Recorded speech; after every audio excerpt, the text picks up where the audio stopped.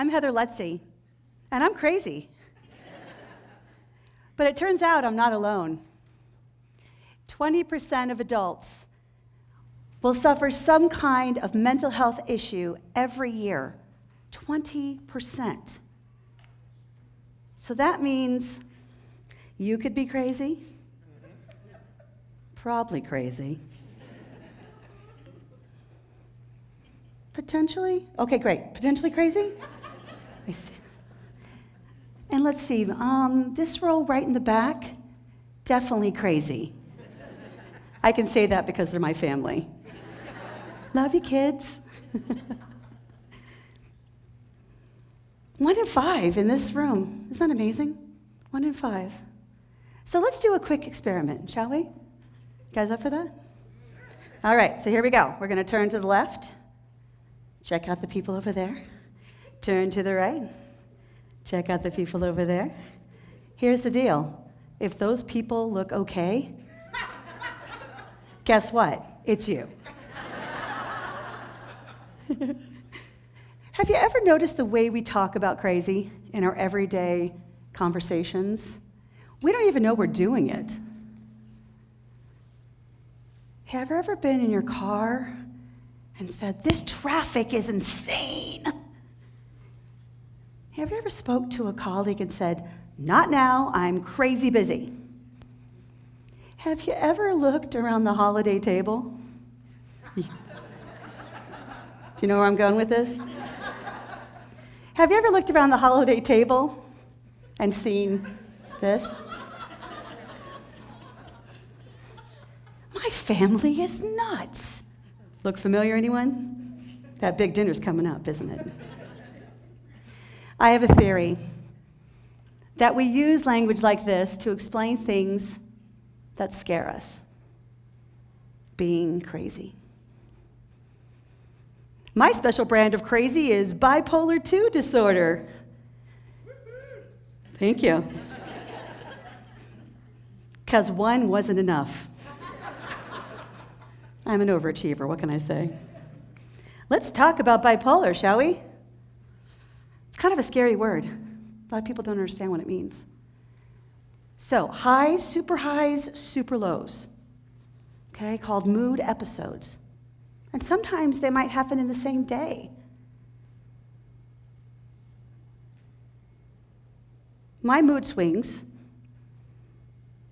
were extreme highs and extreme lows. I was trying to be a super mom, a super businesswoman, and a super wife. And I hit a wall. I was jeopardizing my relationships with my family, my kids, and my husband. And that's the last thing I wanted to do. I knew I'd hit rock bottom when I started hearing people say, "So, what Heather are we going to get today?" That's when I decided to get help. I got an official diagnosis, Bipolar 2. 7 years ago, I was diagnosed. It was quite a journey. I had to figure out what my meds were, which for a lot of people suffering from mental health is really, really hard. When you look at your pills in your hand and you don't judge yourself. You don't judge. You do it because that's what's best for your body, best for your brain. Okay? I decided that I was going to go on meds, go to therapy. And to my surprise, my doctor prescribed a Psychiatric Service Dog. And I'm like, okay, just got to find the dog, right? I'd like to introduce you to someone very special in my life. My Psychiatric Service Dog, Gracie, a very sweet and spoiled Chihuahua. Take her collar off.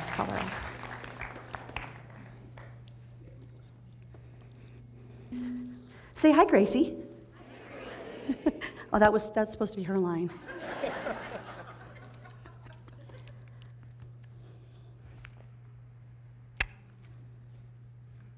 Just got lipstick on you. We've been on quite a journey, the two of us. Quite frankly, I hate Chihuahuas.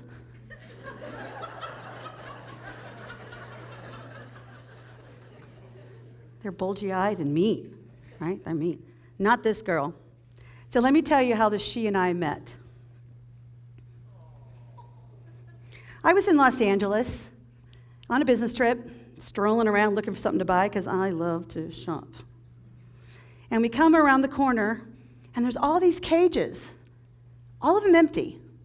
Dogs, cats, they'd all been adopted, except for one dog, Gracie. She was emaciated, not healthy. No wonder no one wanted to adopt her. Doesn't look real good, does she? Mm-mm. I fell in love. $20 cash right there and then $900 later at the vet. She was all mine. Best money I have ever spent. Right, Gracie? I know. What do you see out there? Gracie and I have noticed that there's some confusion around the role of service animals. So we'd like to clear that up today.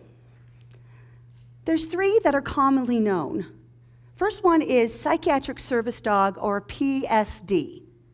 Now, this is a different designation. Medically prescribed, certified as part of a treatment plan, and it's allowed in all public spaces.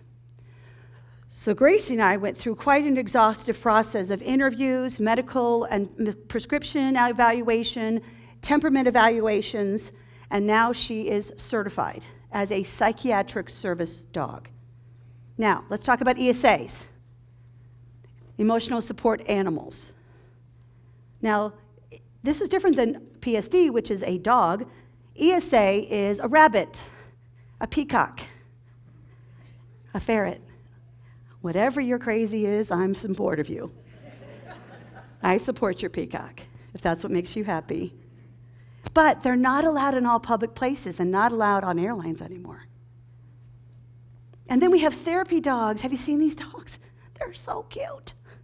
It's like the golden retrievers at the airport or the library or the hospital, senior centers. They just give comfort. And there's a place for each one of these animals. Now, when I walk into a restaurant, and we're right here, right? We got the vest on, we're ready. I can see the eye rolls as I walk in. The judgment.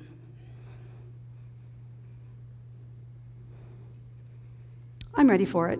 I've seen it before. It's almost as I can hear the people saying, "What service does that dog perform? The vest is fooling no one." Let me give you an example. Gracie and I are so excited. We're going to go and do some shopping. I go into my local big box store, show my card, and we go in. I'm immediately stopped by the store manager, who says, "Excuse me, we don't allow dogs in the store." And I'm like, "This is my psychiatric service dog, and she is certified." And I get the look like, "What service does your dog perform?" And again, I said, "She's a psychiatric service dog. She's part of my treatment plan. I've got papers if you'd like to see them."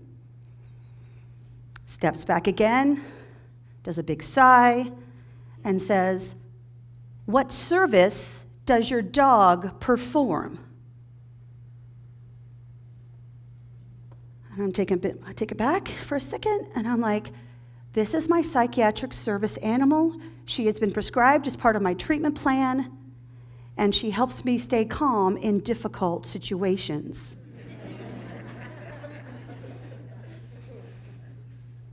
He finally let me pass. And I'm like, I just came in for the world's largest pot pie. And here I'm being bullied by a store manager and having to reveal my medical diagnosis to a perfect stranger. Is that okay? No, it's not okay.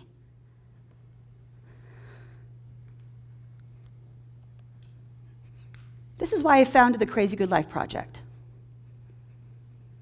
At crazygoodlife.com, we are committed to showing the role that emotional support animals, emotional support dogs, psychiatric service dogs specifically, and their role in supporting mental health.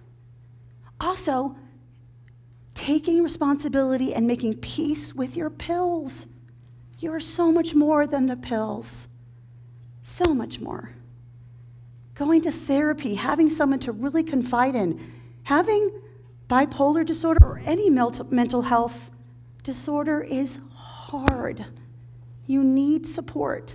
Go to therapy and join a community that is going to support you and love you without judgment or prejudice.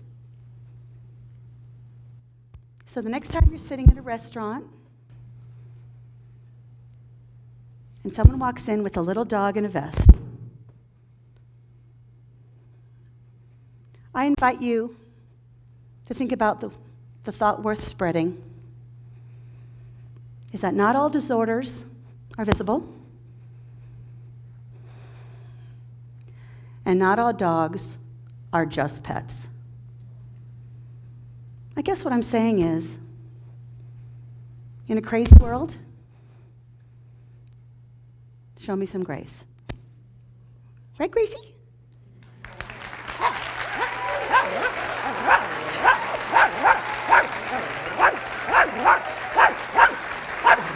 Thank you.